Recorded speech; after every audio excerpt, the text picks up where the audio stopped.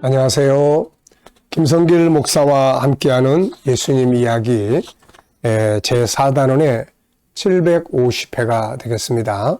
이 시간 제목은 할 수 있지만 하지 않은 이유라는 제목입니다. 자, 마태복음 26장 47절부터 56절까지의 내용을 보겠습니다.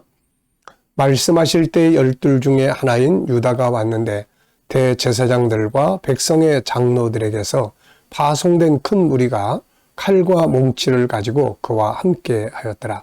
예수를 파는 자가 그들에게 군호를 짜 이르되 내가 입 맞추는 자가 그이니 그를 잡으라 한지라.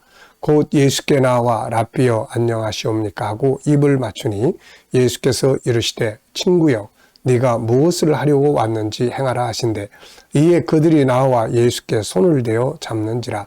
예수와 함께 있던 자 중에 하나가 손을 펴 칼을 빼어 대제사장의 종을 쳐 그 귀를 떨어뜨리니 이에 예수께서 이르시되 네 칼을 도로 칼집에 꽂으라. 칼을 가지는 자는 다 칼로 망하느니라.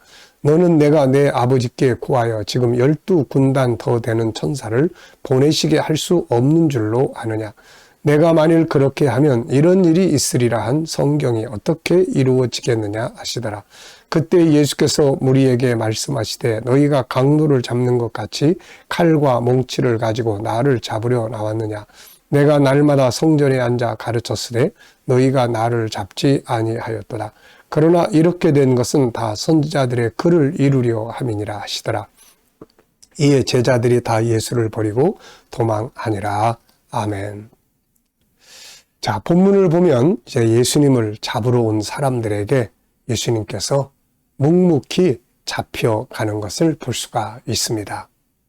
자, 50절을 다시 한번 읽어보죠. 예수께서 이르시되 친구여 네가 무엇을 하려고 왔는지 행하라 하신대. 이에 그들이 나와 예수께 손을 대어 잡는지라. 사실 예수님이 잡히실 분이 아니잖아요. 그런데 예수님이 묵묵히 잡히십니다. 아무것도 하지 않으시는 거죠. 사실 이것은 지금 옆에 있는 제자들이 생각하는 그런 그림이 아니죠. 그 능력 많으신 예수님이 붙잡히시다니. 이거는 사실 말도 안 되는 이야기예요.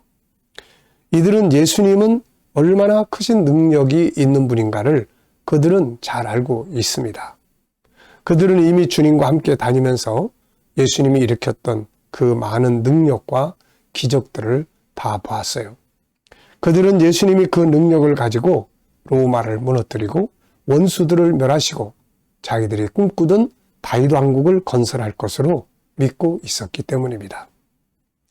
그분의 능력이라면 갈릴리 바다에서 풍랑을 잠잠케 하고 오병이의 기적을 일으키고 그리고 병든 자들을 치료하고 죽은 자를 살려내는 이런 능력을 가진 분을 보았기 때문에 이분이 붙잡혀서 끌려간다.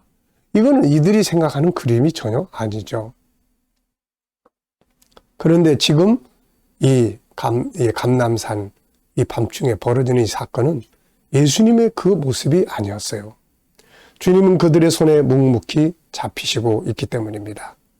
이때 당황했던 베드로가 칼을 휘두르게 되었고 주님은 오히려 그에게 칼을 칼집에 꽂으라고 하시면서 이런 말씀을 하셨어요. 53, 54절을 보면 너는 내가 내 아버지께 구하여 지금 12군단 더 되는 천사를 보내시게 할 수 없는 줄로 아느냐. 내가 만일 그렇게 하면 이런 일이 있으리라 한 성경이 어떻게 이루어지겠느냐 하시더라. 사실 예수님은 여기 보면 12군단, 군인들을 말하는 거죠. 이 로마의 한 군단. 그런데 이 12군단이나 되는 이 천사들을 하늘에서 불러다가 이들을 다 멸할 수 있는 능력이 있다는 것입니다. 당연히 있는 거죠. 그런데 이런 능력을 행하지 않고 잡혀가는 것은 성경을 이루기 위함이다. 이렇게 말씀하시고 있는 거예요. 자, 성경에는 어떤 이야기가 기록이 되어 있나요? 예수님께서 세상에 오셔서 십자가에 못 박혀 죽으실 것이 성경 속에 예언되어 있는 겁니다. 그 이유는 이것을 통해서만 인간이 죄에서 구원받을 수가 있기 때문이죠.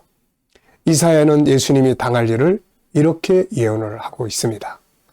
이사야서 53장 4절부터 8절을 쭉 보면 그는 실로 우리의 질고를 지고 우리의 슬픔을 당하였거늘 우리는 생각하기를 그는 징벌을 받아 하나님께 맞으며 고난을 당한다 하였노라. 그가 찔림은 우리의 허물 때문이요 그가 상함은 우리의 죄악 때문이라. 그가 징계를 받음으로 우리는 평화를 누리고 그가 채찍에 맞음으로 우리는 나음을 받았도다.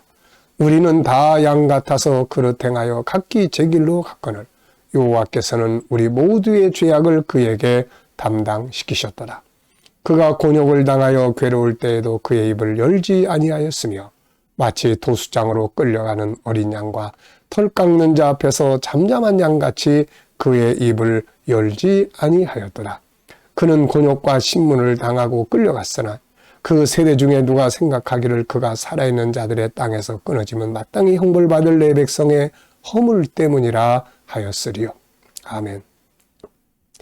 이사야 선자는 구세주가 오시면 예루살렘에서 왕이 된다고 이야기를 하는 게 아니라 십자가에 못 박혀 죽으실 것을 예언하고 있는 거예요. 그렇기 때문에 예수님이 오셔서 만약에 십자가의 길을 걷어 차버리고 자기는 못하겠다 이러시고 그 능력을 가지고 잡으러 온 사람들을 다 죽이고 그 자를 피해버렸다면 이것은 본인의 어떤 안전은 지킬 수 있을지 모르지만은 그러나 하나님의 뜻은 이루어질 수가 없게 되는 거죠. 이렇게 예언한 성경은 이루어질 수가 없는 거고 하나님은 거짓말쟁이가 될 수밖에 없는 거죠. 자, 그래서 예수님이 만약 능력을 행하셔서 잡으러 온 자들을 멸하셨다면 그리고 로마를 물리치고 다윗 왕국을 건설하셨다면 제자들의 꿈은 이루어질지 모르지만 하나님의 뜻은 이루어질 수가 없었던 것이고 제자들과 당시 유대인들은 잠시 동안 부유함을 누릴지 모르지만 모든 인류는 멸망으로 가게 되었을 것이고 그들도 다윗 왕국의 삶을 끝내면 다 멸망으로 갈 수밖에 없었을 겁니다. 성경은 예수님이 오셔서 이런 세상적인 정치 나라 운동을 하지 않고 십자가의 죽으심으로 인류를 구원하실 것을 미리 예언을 하셨단 말이죠. 주님은 제자들의 꿈을 이루어 주시려고 오신 분이 아니라 하나님의 뜻을 이루셔서 인류의 꿈을 구원의 꿈을 이루기 위해서 오신 겁니다. 그래서 주님은 잡으러 온 자들의 손에 묵묵히 잡혀가시고 십자가를 지신 겁니다. 이것은 그분이 힘이 없어서가 아니라 인류를 구원하기 위한 주님 자신의 선택이었습니다. 요한복음 10장 17절 18절을 보면 이렇게 말씀하고 있어요. 내가 내 목숨을 버리는 것은 그것을 다시 얻기 위함이니 이로 말미암아 아버지께서 나를 사랑하시느니라. 이를 내게서 빼앗는 자가 있는 것이 아니라 내가 스스로 버리노라. 나는 버릴 권세도 있고 다시 얻을 권세도 있으니 이 계명은 내 아버지에게서 받았노라 하시니라. 아멘. 사도 바울도 이 비슷한 이야기를 했죠. 고린도전서 9장 19절에 보면 내가 모든 사람에게서 자유로우나 스스로 모든 사람에게 종이 된 것은 더 많은 사람을 얻고자 함이라 그랬습니다. 바울도 힘이 없어서 종이 돼서 사람을 섬기는 게 아니었어요.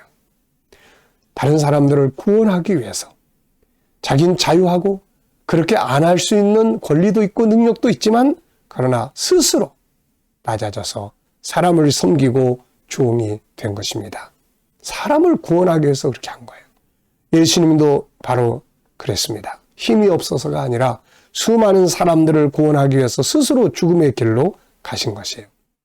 스스로 가진 능력을 행하지 않으시고 이게 진짜 능력이에요.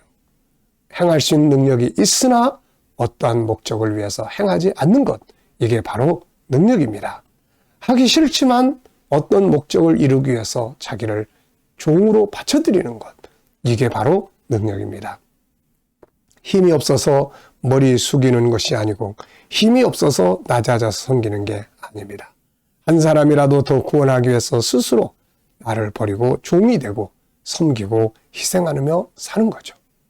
만일 오늘 우리가 내가 힘이 없어서 억지로 종이 되어 살아간다면 억울하고 화나고 분노하고 슬픈 일이지만 그러나 다른 사람을 구원하기 위해서 나를 낮춰서 섬기고 희생하고 살아간다면 이것은 정말로 가치 있고 값진 일이 아닐 수가 없는 것입니다.